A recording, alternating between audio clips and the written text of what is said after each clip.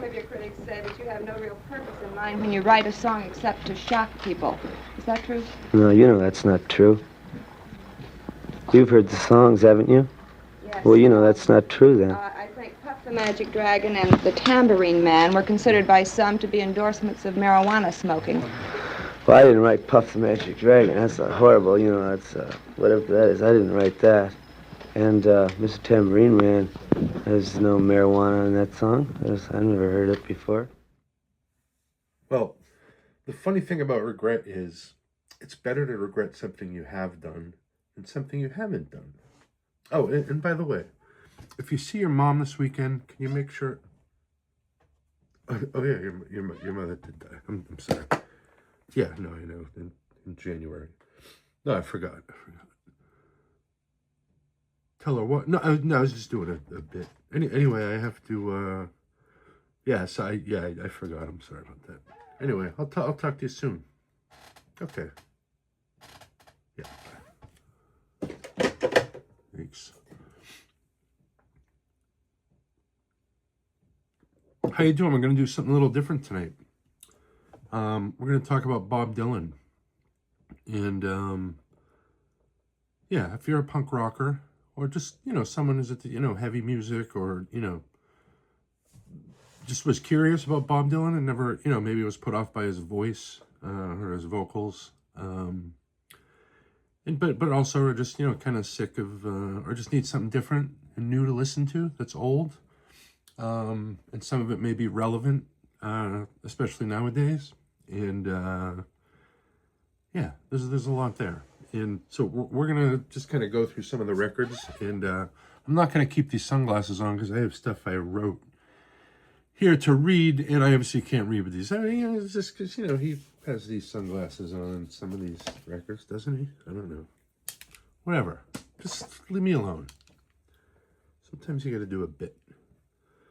Anyway, here we are. Thanks. I look tired. Is that the word we're looking for? Tired? Does this thing make you tired? Anyway, yeah, so Bob Dylan. I got into him around 1989, I guess, or so. And around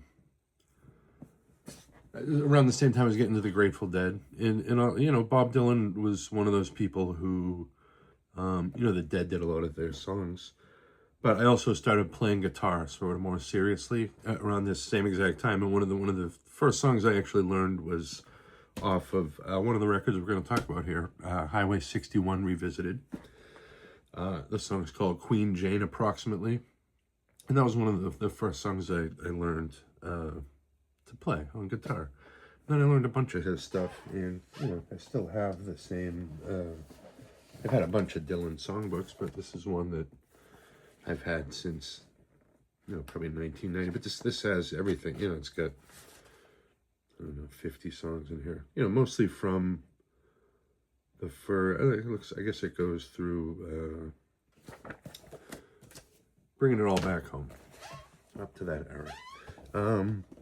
But yeah, so, you know, Bob Dylan and punk rockers, you know, it seems like it should be something that mixes. And you know, I never knew sort of what his opinions are on punk rock, but he did put out a great book a few years ago called The Philosophy of Modern Song. And every chapter in here is him talking about different songs throughout popular music. And, you know, everything from, you know, the Allman Brothers to, you know, old, you know, standards. And, but he talks about... The Clash in here, and because he talks about the song London Calling. And so he has a little quote about punk rock at the beginning of this, and I'll find it here in a second. Just bear with me. It's on page 159. All right, it's dark in here. We were having a thing in here earlier. Just the situation. So here it is, I think. Why are these...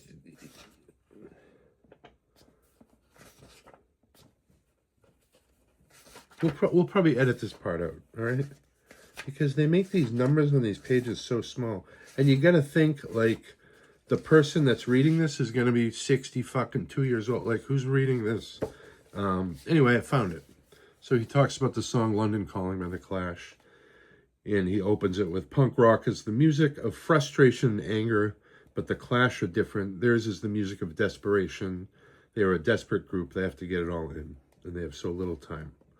A lot of their songs are overblown, overwritten, well-intentioned, but not this one. This is probably the Clash at their best and their most relevant, and their most desperate. The Clash were always the group that they imagined themselves to be. Okay. I guess it's a fair assessment of, just the bare bones, definition of punk rock, angry and frustrated. But, bands like 7 Seconds and Youth of Today exist, so I don't think you're talking about Bob Dylan. But anyway, so one of the first songs I want to talk about is, that I think kind of goes along with what we're doing here, is Ballad of a Thin Man, which is on the Highway 61 Revisited record here. And this is a mono copy, and it still has the shrink wrap on it. Some people are against keeping the shrink. I don't really care either way. But so Ballad of a Thin Man closes side 2 of Highway 61. This is the record that opens with Like a Rolling Stone, his most famous song, or one of them, next to like Blowing in the Wind. But we're not going to talk about the hits. Kind of. A lot of these are, these are all hits to, if you're like a fan of good songwriting, or if you're a fan of Bob Dylan, these are hits to you. But, so Ballad of a Thin Man, it's, revolves around the mishaps of Mr. Jones, who keeps blundering into strange situations, and the more questions asked, the less the world makes sense to him. In 1965, soon after recording this is from stuff I found on the internet, so, some of this is new to me. So in August 1965, soon after recording the song, when questioned by Nora Ephron and Susan Edmiston about the identity of Mr. Jones, Dylan was deadpan. He's a real person. You know him. Not by that name. I saw him come into the room one night and he looked like a camel. Proceeded to put his eyes in his pocket. I asked this guy who he was and he said, that's Mr. Jones. Then I asked this cat. This Bob Dylan is one of those people that gets to call people cats. I like that. Like Mike Watt is probably one of those people. Donald Fagen. Then I asked this cat, doesn't he do anything but put his eyes in his pocket? And he told me he puts his nose on the ground. It's all there. It's a true story. And then Dylan critic Mike Marquesi writes that Ballad of a Thin Man can be read as one of the purest songs of protest ever sung, with its scathing take on the media, its interest in and ability to comprehend Dylan and his music. There's a great movie called Don't Look Back by D.A. Pennebaker. And there's a few scenes in that of, Dylan talking to the press, and, they're asking him questions and he just doesn't seem interested to be there at all. And, it's that whole, the song is pretty much just about that whole, the man trying to like figure out like, what's going on over here in this, counterculture. What are these guys doing? And, he paints this picture of just all these different scenarios that are, surreal and just, they're, classic, just Bob Dylan lyrics. This song. Are you going to see the concert tonight? Yes. Are you going to hear it? Okay, you hear and see it, and it's going to happen fast, and you're not going to get it all, and you might even hear the wrong words, And then afterwards, see, I won't be able to talk to you afterwards. I got nothing to say about these things I write. I just write them. I have nothing to say anything about them. I don't write them for any reason. There's no great message. If you want to tell other people that, go ahead and tell them. But I'm not going to have to answer to it. And they're just going to think, what's this Time magazine telling us? But you couldn't care less about that either. You don't know the people that read you. Because, I've never been in Time magazine, and yet this hall is filled twice. And I've never been in Time magazine. I don't need Time magazine. And I don't think I'm a folk singer. You'll probably call me a folk singer, but, the other people know better. Because the people that, that buy my records listen to me don't necessarily read Time magazine. You know, the audience that subscribe to Time magazine, the audience of the people that want to know what's happening in the world week by week, the people that work during the day and can read it. It's small, right, and it's concise, and there's pictures in it. I mean, those kind of, you know, those a certain class of people. It's a class of people that take the magazine seriously. I mean, sure, I could read it, you know, and I read it on the airplanes, but I don't take it seriously. If I want to find out anything, I'm not going to read Time magazine. I'm not going to read Newsweek. I'm not going to read any of these magazines. I mean, and then critic Andy, I had never heard this, and this is kind of funny, going with sort of like the, you know, we're talking about Kiss and stuff on this podcast a lot. So this guy, critic Andy Gill, refers to a fascinating, albeit very idiotic and moronic interpretation of the song as outing a homosexual. Gill writes that the interpretation is based upon the cumulative inference of references to a series of images in the song. Pen in your hand, hands you a bone, contacts among the lumberjacks, a sword swallower, clicks his high heels, here's your throat back, thanks for the loan, one-eyed midget, and give me some milk. Like, Gill is skeptical about this idea, which he claims has appeared on internet sites devoted to Dylan's work. I mean, you're skeptical about, I mean, obviously it's not what the fucking song is about. Jesus. So yeah, but that's the melody in this song, reminds me of the Violent Femmes, what's that people want, but this, because the melody in this is similar to that. The next song, well, let's just talk about this record as a whole. Let's talk about Highway 61 Revisited. Because this record, this is sort of the first one that I listened to. Like a Rolling Stone, It Takes a Lot to Laugh, It Takes a Train to Cry, like great blues song. Ballad of a Thin Man, Queen Jane Approximately, Just Like Tom Thumb's Blues, which is another great one. And that one is the Beastie Boys sample, that with the I'm Going Back to New York City, I Do Believe I've Had Enough. And then Desolation Row. But this is a great record. And this, I think, you know, I sort of made a list of the, you know, the top, 10 records to, that I think would be, to start with. He's got a whole slew of stuff, obviously. But this is one of them. And then the other one is definitely Bringing It All Back Home.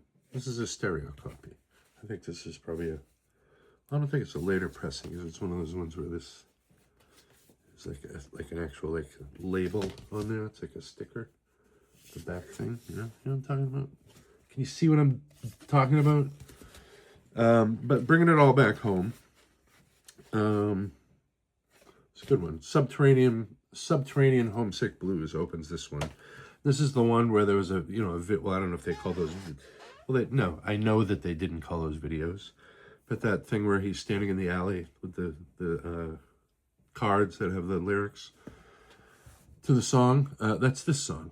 And this is it's a typical song you can take a lot from, but mostly, paranoia, being rebellious, and, and I wouldn't, people call this proto hip hop, but I don't like that. People,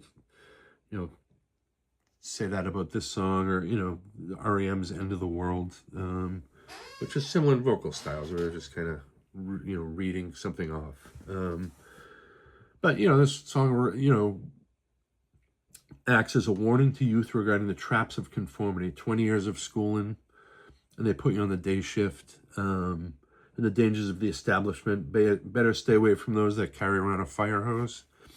I don't know what he's got against the fire department, though. Don't we usually champion the fire department? Maybe he meant the police. Maybe he meant to say nightstick or something. And then there's Maggie's Farm, which is also on this record. Another great song. The Specials did a cover of this.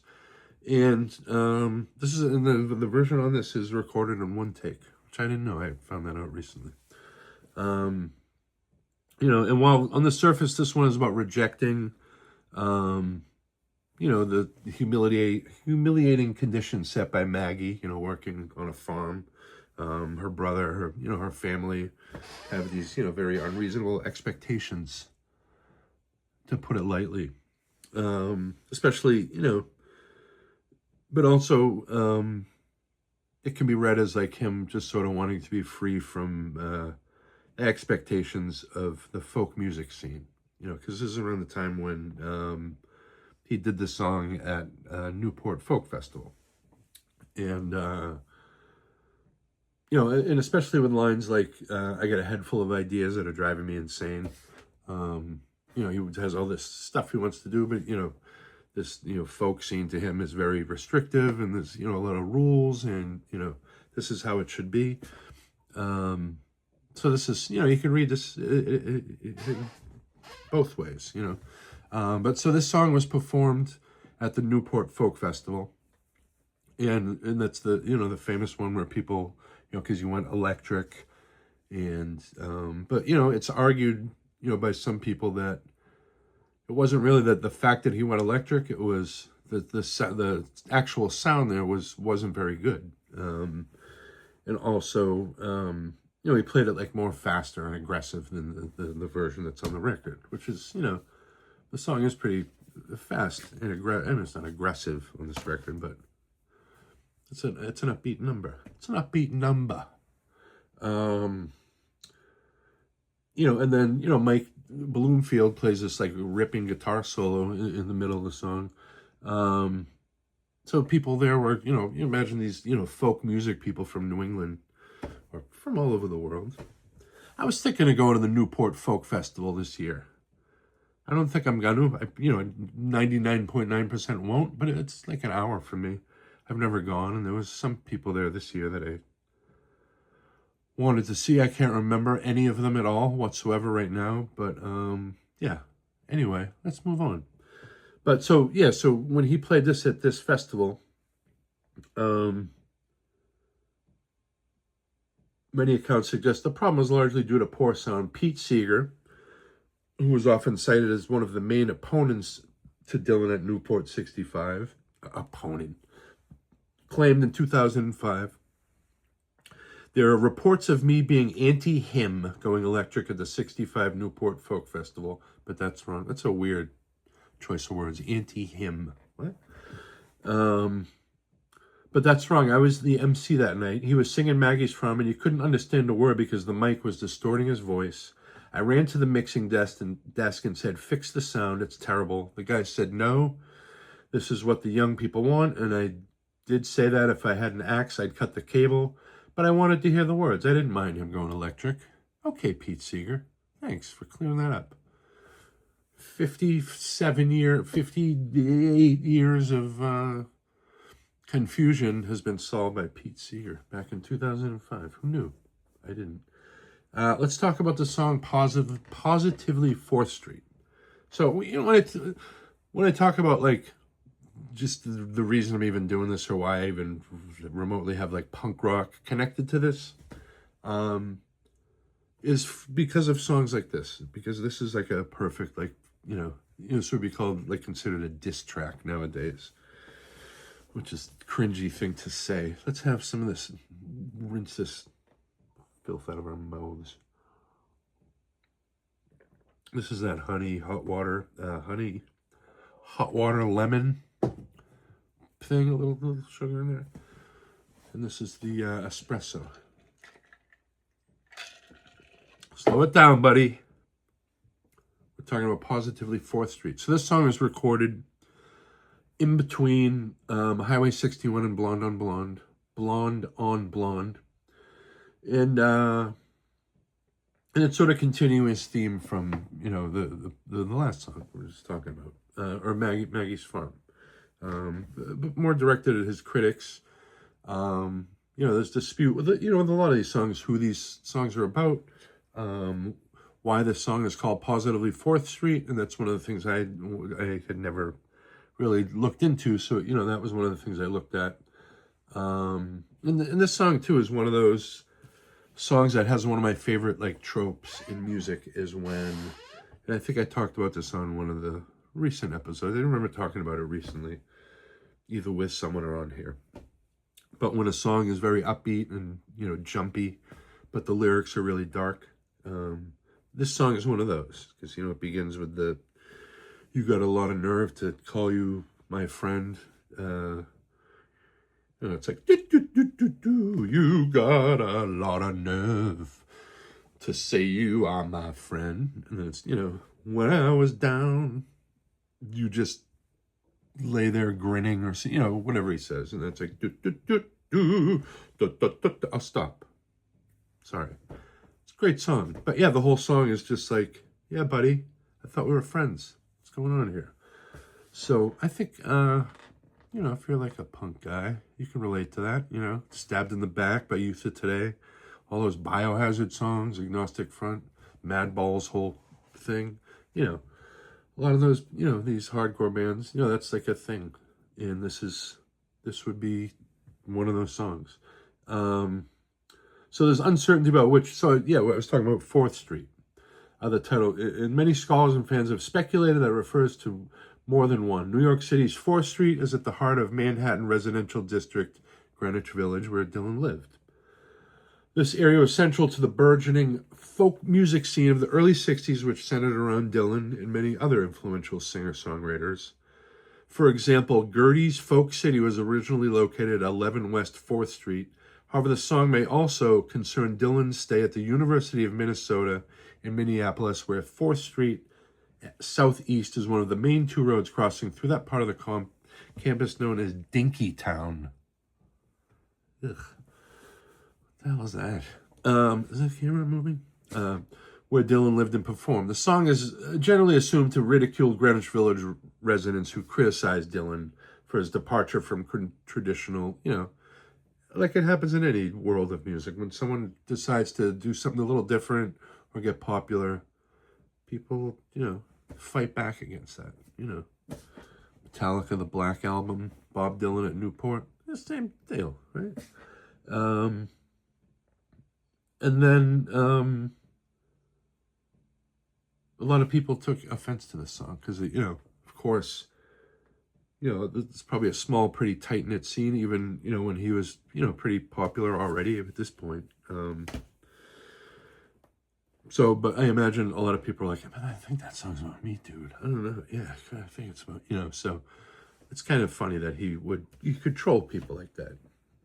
I like that. I like that in a person. Controlling skills. People who labor in the same musical vineyard in which you toil, how many are protest singers? That is, people who use their music and use the songs to protest the social state in which we live today, the matter of war, the matter of crime, or whatever it might be.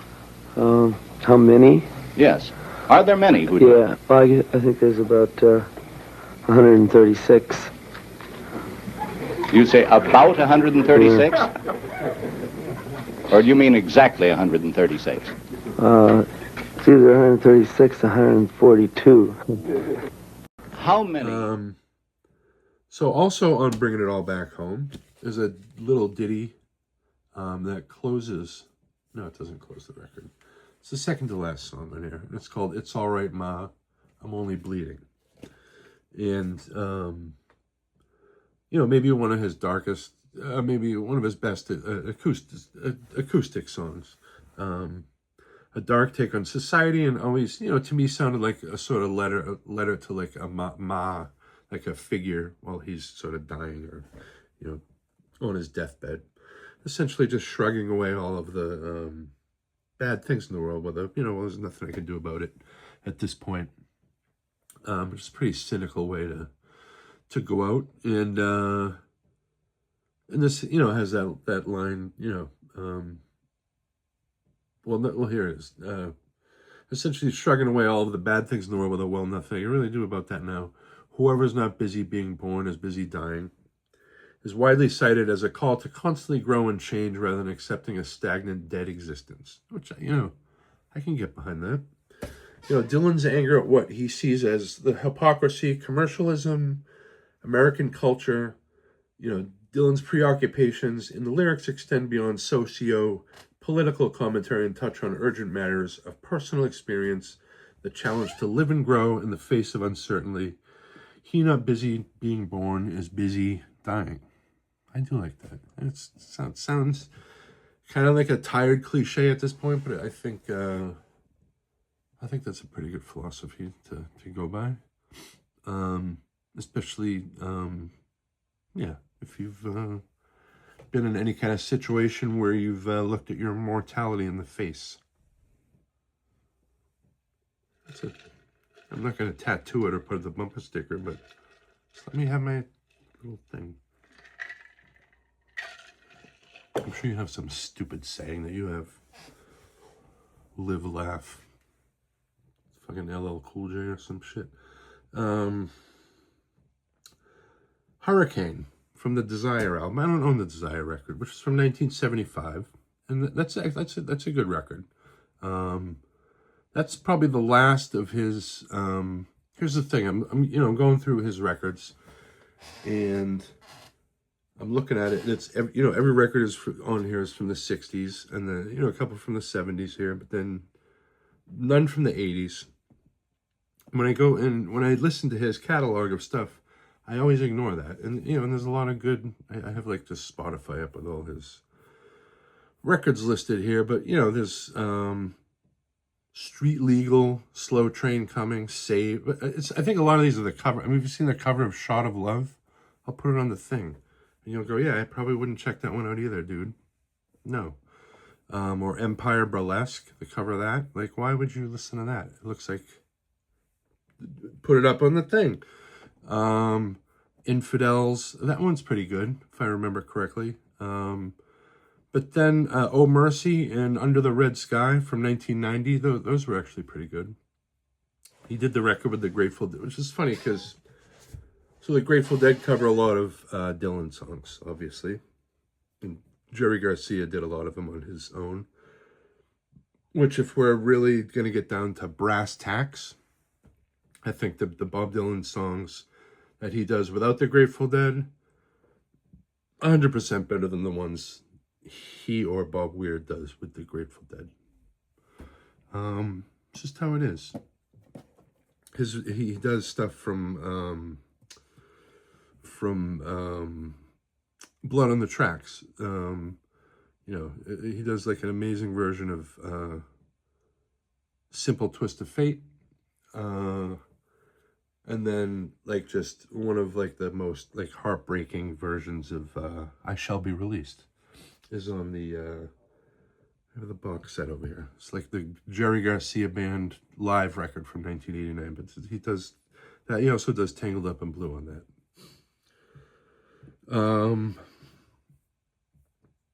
So a lot of these records in the 80s I never really got into. So I think maybe I'll make a playlist with just everything from that started in the first one in the 80s is.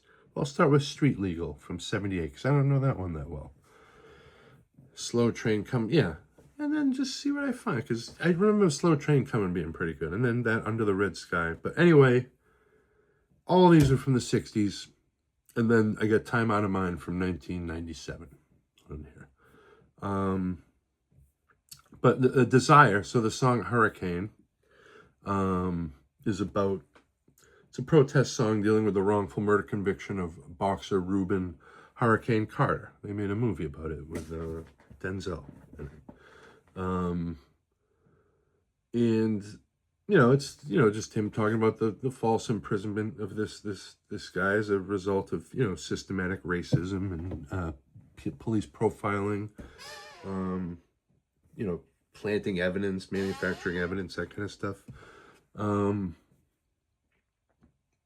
On writing the song, author Clinton Halen wrote that Dylan had written topical ballads such as Lonesome Death of Haiti Carroll, and Bob wasn't sure that he could write a song about Carter. He was filled with all these feelings about Hurricane. He couldn't make the first step. I think the first step was putting the song in a total storytelling mode. I don't remember whose idea it was to do that, but what is it? But really, the beginning of the song is like stage directions. Like, what would you read in a script? And it's like pistol shots ring out in a barroom fight. Was it Penny Valentine shows up, and there's Penny Valentine shows up, and then she sees the guy on the floor, and then he's like, here comes the story of the hurricane, and then he goes into, and it's like a 8-minute and 32-second song. It opens the Desire record, which is a good record. It's a dark record, very slow, brooding, and it's funny. There's a picture of him on the cover. He looks like he's having a nice time. You get that fur coat on and that stupid hat. Looks like a guy I work with. Is he? No. Anyway, Bob Dylan, Desire. But yeah, so this song is great. He did a fall tour preceding this with the Royal Thunder Review, and they did a benefit concert for Carter at Madison Square Garden, raising $100,000, and then they did a follow-up one at the Houston Astrodome, but with all the fees and paying everyone and everything, they didn't make any money on that one. All right, and then he was paroled years later. Both of them, the gentlemen that were accused in this case. But yeah, it's one of his best songs, and if you don't know that song, that's another one for, just a lot of the same themes we hear in punk music about, racism and just injustice in the police. And, that was this song in a nutshell. And another record for, I kind of skipped over this record because I don't own it. And that's kind of a stupid thing. That the fact that I do not own the freewheeling Bob Dylan. Because this record is it's one of his best records. Blowing in the Wind, Girl from the North Country, Masters of War, Eddie Vedder cover there or something. Hard Rain's Gonna Fall, Don't Think Twice, It's All Right. And the lyrics of that song are written in 4 stanzas of 8 verses. Each of the stanzas ends with a 1-verse repetition of the title, sung as a closing verse to each stanza. Don't think twice, it's all right. And as well as the beginning of the melody, a couple of lines of lyrics were taken from Clayton's "Who's Gonna Buy You Ribbons When I'm Gone," which was recorded in 1960, 2 years before Dylan recorded this. Lines taken word for word, slightly altered from the Clayton song are "Tain't no use to sitting around, wonder why, darling," and "So I'm walking down that long, lonesome road." On the first release of the song, instead of "So I'm walking down that long, lonesome road, babe, where I'm bound, I can't tell," Bob Dingen. Dylan sings, "So long, honey, babe, where I'm bound, I can't tell." It's a great line. I love that line. The album cover for Freewheelin' Bob Dylan is an amazing candid shot of him and his then girlfriend, Susie Rotolo, who then went off to Italy and prolonged her stay there. This is apparently sort of a breakup song with her, which is, that's a good one for sure. Like, I wouldn't want to be the person that this is written about. Because, it's kind of it's a rough song. Let's go back to I'm all over the place here. We'll be all right. It's not late. What is it? Oh, it's midnight. I was going to try to not make this one of those hour-and-a-half videos like I've been doing lately, so I don't know where I'm at right now. But we're getting here. We're going back to bringing it all back home, though, because there's a song in there called "It's All Over Now, Baby Blue." And that's the song that closes the record. One of his best songs. The Dead did a cover of that with Jerry singing. Them with Van Morrison covered that, which is an amazing verse, and that melody and that Beck sampled for that song, Jackass, I think. But this is just a heartbreaker of a song. The melody, the lyrics. Bill Janovitz from Buffalo Tom, who I love any of his writing on music. plodding through the Cara's book right now, the audio book that I've been listening to it in the car off and on. It's like 27 hours or something. And he doesn't read it. Some guy reads it. And, you know, I'll usually reading a physical book or in listening to an audio book at the same moment in life, like one in the car. But I've been listening to that one sort of off and on, usually when I take longer drives. Because I'm literally not even at Candio yet. Still, they just released the first record, and I feel like I've been listening to it for like a year. Anyway, Bill Janovitz, great writer, great songwriter in his own, describes the music as beautiful with folk guitar chord changes and a somber melody, while the chorus with its line, "It's all over now, baby blue," has a heartbreaking quality to it. I agree, Bill. I'd love to have him on this podcast. I have some mutual friends with him. Can we make that happen? If anyone out there knows him, I'd love to talk to him just about anything. He's a good guy. And he continues, like other Dylan songs of the period, such as Chimes of Freedom and Mr. Tambourine Man, Mr. Tambourine Man.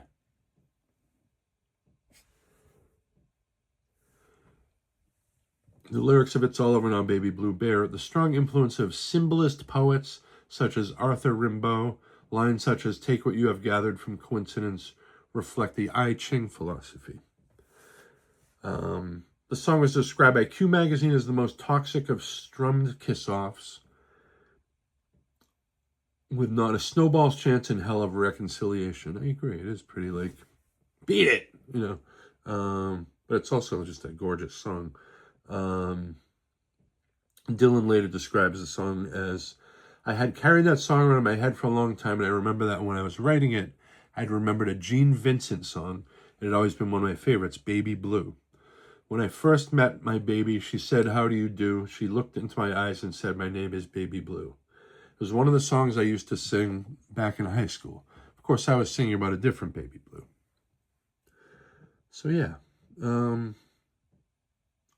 What record should we move on to next? We still got a couple songs on this one. So, you know, Bob Dylan is kind of sort of, you know, most famous for protest songs and that kind of thing. Political songs dealing with social issues. But as a guy who writes love songs, like, I think he writes some of the best love songs out there. And this record has a bunch of them. Well, a couple of them. Love Minus Zero, No Limit, from Bringing It All Back Home. This one's, you know, it's one of his best, I think. Some commentators, including Dylan biographer Clinton Halen, have suggested that the lyrics reflect the zen-like detachment of the singer's lover through a series of opposites. For example, like "She speaks like silence," "like ice and like fire," "She knows there's no success like failure," and "Failure's no success at all." Gorgeous song. And that one too, apparently the first verse of the song is the singer infatuated with a woman, admiring her inner strength. The three remaining verses reflect the inauthentic chaos that the singer has to deal with in the outside world, from which the lover's zen-like calm provides needed refuge. One of those people, you have a lot of those people in your life, throughout life, where either friends or people you date or marry or whatever, that when you're there, everything is calm, no matter what's going. You know, there's bombs going off outside, and you're here with this person. The original title of the song was "Dime Store," which originates from the line in the dime stores and bus stations. The official title, Love Minus Zero / No Limit, is, according to Dylan, a fraction with Love Minus Zero on the top and No Limit on the bottom. Early pressings of this record have it actually written like that. Mine is not written like that. So, but this is an old pressing, like I said. It's got that thing's a sticker. It's a sticker on there. This has been interpreted by Traeger as absolutely unlimited love Traeger also noted that the title is based on gambling terminology, which would mean that all love is a risk. Okay, buddy. So the other, like, so these two, you know, I have this list of the albums here that I was going to just kind of talk about, but these two and then this one, Blonde on Blonde, this is just like a later, probably 90s or late 80s pressing of this record. But Blonde on Blonde, 2-record set, comes out in 1966, so right after, you know, imagine like you put out these 3 records in a row. You know, before this was, you know, another side of Dylan. The times they were changing the freewheel and Bob Dylan. And the first one's all right. It's more of sort of like the real folky stuff, which I kind of like when he was sort of coming into his own, like on the literal second record, the freewheel and Bob Dylan. I think he kind of was like, this is what I'm freaking doing. But, you know, Blonde on Blonde starts with Rainy Day Women, number 12 and 35, which is the Everybody Must Get Stoned song, which is, yeah, it's all right. A good song to open the record with. But Pledging My Time is the second song on here. And then the third song is, you know, maybe not arguably, but, you know, I think his best, notably one of his best songs, Visions of Johanna, which is a 7.5 minute song that I'm going to do a rendition of right now. I got my guitar. No, I'm just kidding. No, it's not going to do that. The good thing about having cancer and going through chemotherapy is I have neuropathy in my fingers, so I will not be pulling on an acoustic guitar and playing these songs, because that would be terrible. But I would. But yeah, but I can't. So you guys are, you know, I apologize that I can't do that. But you know, Visions of Johanna is one of those songs. I was listening to it tonight while I was making dinner. And what did I even have for dinner? I'm at this point in my life where, you know, 5 hours later, I don't remember what I had for dinner. But I was in the kitchen doing the stuff. And but I was listening to this song, and it really is one of the, and it's like the last song. It's like if what he's talking about, that last song with, you know, a person that, you know, brings you calm. This is one of those songs. Like I would not want to live in a world where this song doesn't exist, or if this song wasn't in my fucking musical vocabulary or in my brain, where, you know, I know every line on this song by heart, you know. I mean, maybe I have to sort of have it on. I don't think I could sit here and recite it. This same guy, Clinton Halen, has described what he construes as the strange circumstances surrounding the song. Written around the time of Dylan's marriage to Sarah Lowndes, Halen describes it as one of the oddest songs ever written by a man who had just tied the knot and is enjoying a brief honeymoon in the city. Noting that the song is an elegy for a past lover, Halen speculates that it is awfully tempting to see Johanna as his muse, who in the song is not here. For Halen, the triumph of the song lies in the way Dylan manages to write about the most in-choked feelings in such a vivid, immediate way. Robert Shelton calls Visions of Johanna one of Dylan's major works. He writes that Dylan's technique of throwing out skittering images evokes a mind floating downstream. These non-sequential visions are the record of a fractured consciousness. Shelton argues that the song explores a hopeless quest to reach an ideal, the visions of Johanna. And yet, without his quest, life becomes meaningless. And then, again, Bill Janovitz also emphasizes the urban, unreal quality of Visions of Johanna, calling it a sprawling epic. The journey takes Dylan through lofts, the D train, a museum, empty lots, and through snippets of overheard conversation, as well as a discussion with some little boy lost who takes himself so seriously, who is so useless in all muttering small talk at the wall, which Janovitz says that could possibly be a swipe at a critic. But just this surreal quality to the song, and just like, you know, it's 7.5 minutes. It's got, I don't I don't know, I don't even know how many verses are in this song. I thought you knew it by heart, buddy. It's good. It's a lot. It's a long song, 7.5 minutes. The third song closes side one, I think. And then the next best song on this record, for me, I love the whole record. I think it's a great record. And it's a perfect, it's a 2-record set, and, there's not many stinkers on here. Stuck Inside of Mobile with the Memphis Blues Again, which is another one the Grateful Dead did. A lot of Bob Weir sang that one. And another one where he's like suspicious of, authority figures and solicitous females and a confused, persecuted, and possibly intoxicated narrator. It's one of these songs where there's just a bunch of verses and they all sort of describe all these different sort of surreal scenes. A list of characters including Shakespeare, Mona, Ruth, a ragman, a senator, a preacher, a rain man, railroad men who drink up your blood like wine. And a deceased grandfather gave evidence of the interpretedness in Dylan's songs of everyday reality and myth. Each verse includes a distinct set of characters and circumstances. Mike Marcusay felt that thwarted escapism blends with a sense of impending doom in the song, which is true. It's like each verse has sort of like, just the way it goes from sort of like almost good to bad.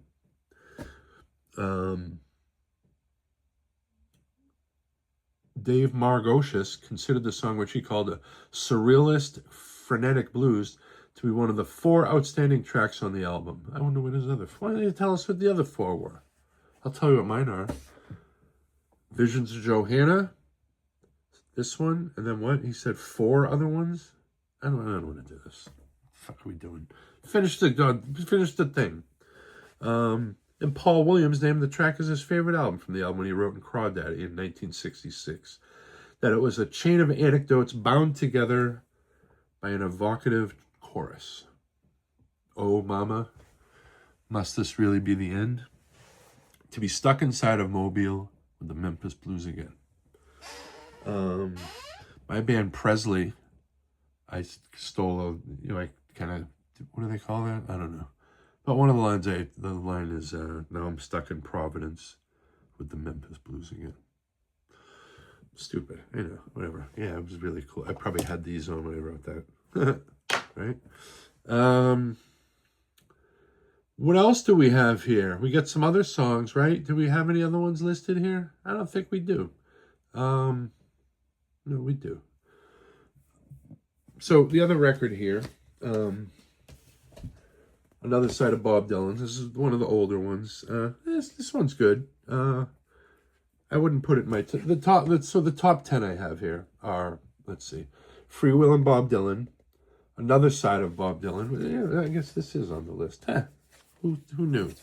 This one has All I Really Want to Do, Spanish Harlem Incident, Motorcycle Nightmare, My Back Pages, and Ain't Me Babe. It's a great song. I thought I was going to talk about that one. Bring It All Back Home, Highway 61, Blonde on Blonde, New Morning, Planet Waves, Blood on the Tracks, Desire, Hard Rain, which is a live record from 1976, and Time Out of Mind from 1997. See that? No 80s on there. Sorry, buddy. So another amazing song of his is a song called 7 Curses, which was an outtake from the Times Are Changin' record. And the song is a story about a guy who gets caught stealing a horse and is going to be put to death. And so his daughter, when she finds out this, her dad is gonna be hanged. She rushes out there with a bunch of money, and when she gets there, the judge, when he sees the daughter, here's the line. When the judge he saw Riley's daughter, his old eyes deepened in his head, saying, Gold will never free your father. The price, my dear, is you instead. So at this point, the father is like, well, I'm as good as dead now. My skin's gonna crawl. If he touches you at all, get on your horse. He's basically just like, get out of here. I don't want you to have sex with the judge to free me. I wouldn't be able to live with myself for that. But she's like, nope, I don't want to take the chance. So she does that, and the line is, the gallows, this is like just a heartbreaking song too. So it's the gallows shadows shook the evening, in the night a hound dog bayed. In the night the grounds were groaning, in the night the price was paid. The next morning she had awoken to know that the judge had never spoken. She saw that hanging branch a-bending, and she saw her father's body broken. So then she puts 7 curses on him. 1 doctor will not save him. 2 healers will not heal him. 3 eyes will not see him. 4 diggers will not bury him. No, 4 ears will not hear him. 5 walls will not hide him. 6 diggers will not bury him, and that 7 deaths shall never kill him. It's a heartbreaking song. 7 curses. It appeared on like a box set. It was never on an album, but it was recorded in the sessions for The Times They Are Changing, which is another good record. Yeah. So moving on way into the future is he puts out this record called Time Out of Mind, 1997. And it's recorded by Daniel Lanois, who, anytime someone records with that guy, it seems like it sort of breathes some sort of new air into their... I think Paul McCartney did a record with him as well around I think that Something in the Playground or in the Yard record from around the same time, I think was recorded by Daniel. If it wasn't, it was recorded by someone similar that did a similar thing where it kind of gave him a more modern sound. But this record is great, and it's very atmospheric. But the first song on here is the one I wanted to talk about, which is called Lovesick, which just another one of these, like, just how is this guy writing this stuff this late in his life, is able to sort of convey these kind of feelings, and it's just a guy walking, the song, the ultimate, absolute, total, complete, lost love song, and the strangest way to ever start an album, because it sounds like the end. This sort of seems like would be the end of a whole story. So maybe you do have to play this record backwards, and this like makes sense. The song's point is revealed in the opening line as the streets that are, I'm walking in these streets that are dead. Not Bob, not his relationships, but the entire world around him. He's walking through nothingness. He's got no thoughts. And that's how the song feels. It's just very empty with these just sort of little lines about, someone who's not there anymore. And just a life that's not there anymore. It's a great song, Lovesick. Time Out of Mind, 1997. Great song. So going through a couple more of these records that I didn't get to. Planet Waves is a good one. And this has Tough Mama, which I love. Something There's About You, which is a good one. This is one of the ones when he had the band as his band. John Wesley Harding is another great record. Not an essential one, but this has the song John Wesley Harding on here is really good. There's a song called Frankie Lee and Judas Priest on here, which is about this guy Frankie Lee who's really into the band Judas Priest. No, I'm just kidding. But that's a great song. And then this has All on the Watchtower, which, I think, I don't know if that's a myth that he said it, but, of course, Jimi Hendrix does what's widely considered the best version of that. Imagine if you're one of those people that's like, no, the U2 version from Rattle and Hum where he does that little thing in the middle where he's like, all I want is a, what does he say? A red guitar, 3 chords, and the truth. Is that the one he does that in, Bono?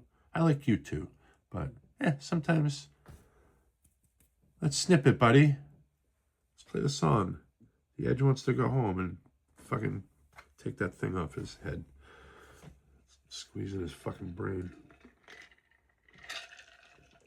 Him and his delay pedals. Anyway, yeah. Well, maybe we'll talk about U2 on here at some point.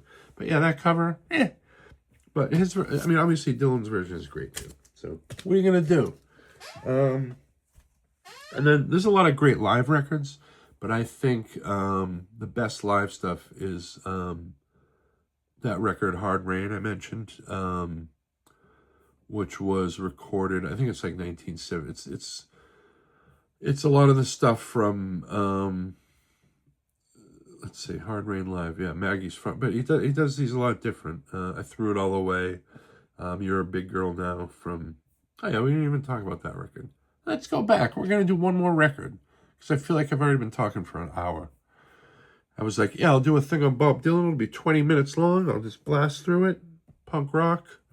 Yeah, and here I am. I know it's been at least 38 minutes probably, but it's probably more. I'm sorry.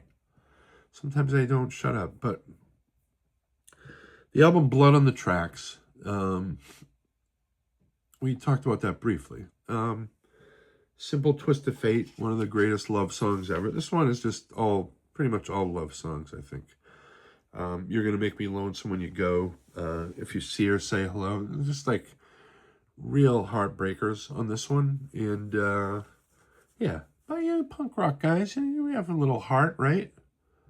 That's what we're talking about. Like, that's why I think the way he forms love songs, like the good ones and the one, not bad ones, but the ones where, it's ending for one of the people is going to have a bad night when they read the lyrics. Well, yeah, the other person that didn't write the song is going to, is not going to be happy when Bob Dylan is like, yeah, get the hell out of here. I'm hanging out with this lady now. And then let's do one more song. Because he did the album Nashville Skyline, and that's when he was like, he adopted that different voice. That's the one with Lay Lady Lay. But my favorite song in there is Tonight I'll Be... This is the album that Johnny Cash is on, part of it. But Tonight I'll Be Staying Here With You, which... This is when he had the voice where he's like, throw my suitcase. He was kind of singing like that. But there is a version of this song. It's on a record called the Bootleg Series, Volume 5. Bob Dylan Live 1975, the Rolling Thunder Review. This whole record, it opens with Tonight I'll Be Staying Here With You. But he essentially like screams it, like this, the anger and just like energy on the Rolling Thunder Review live stuff is awesome. And that's another, like, I think, all these Bootleg Series records. There's another one from 66, I think, the Royal Albert Hall. That's another one that's really loud and just, you can imagine being there and experiencing this. And it must have been jarring for, especially if your favorite record is, the Freewheelin' Bob Dylan or, the first one or the times they're changing and then you go and he's screaming. But yeah, so the version of Tonight I'll Be Staying Here With You on the Bootleg Series Volume 5, 1975. Seek that out. It's good. But he also does one of my favorite versions of It's All Over Now, Baby Blue, which we talked about a little while ago. But it's it's just him with an acoustic guitar, I think. No, the band is on that as well.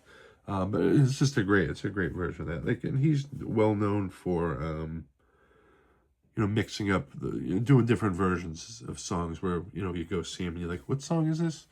Especially, I saw him a couple of times, 2 or 3 times. But each time, I was like so far away in an arena and like, you'd have to wait to the chorus to like, because it's like a new arrangement of the song. You're like, what the hell is he? And it's, and then you're like, oh, this is Mommy, You've Been on My Mind.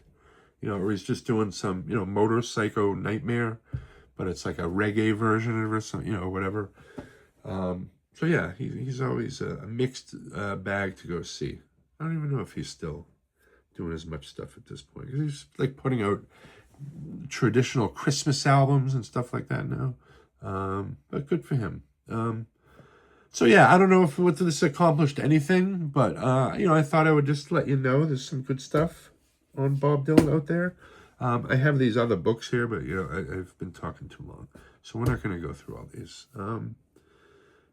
Yeah, these are my favorite Bob Dylan albums and songs, and I missed a ton of them. Because I had a playlist with all these songs on here. You know, I didn't even talk about the album New Morning, which is another great song, and that's the one that has If Not For You, and then it has The Man in Me, which I think is the song. If it's in the closing credits of The Big Lebowski, but it's in the Big Lebowski, The Man in Me. So yeah. But yeah, Bob Dylan, he's got a ton of stuff, but I think what I've just given you here for is a good, you know, I know I'm all over the place when I talk and I do this stuff, but that's just sort of the way it is. And that's sort of what we do here. Anyway, I appreciate you watching. I'm going to try to do more of these with different artists, and maybe we'll, you know, see how this comes out. And if it works out good, then we'll do another one. Maybe we'll do Jethro Tull next. That'll really get you. Anyway, thank you for watching. We'll see you next time.